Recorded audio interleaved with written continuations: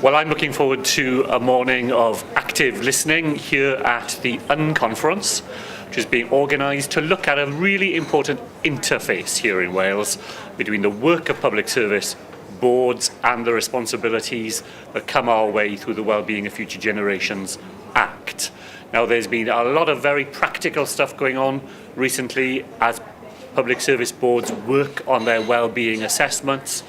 Today is a day of lifting people's eyes above the daily detail to look at the spirit of the Act, the requirements of the Act, to share information with others, to focus on themes and ideas that run across the work of the boards and the requirements of the Act.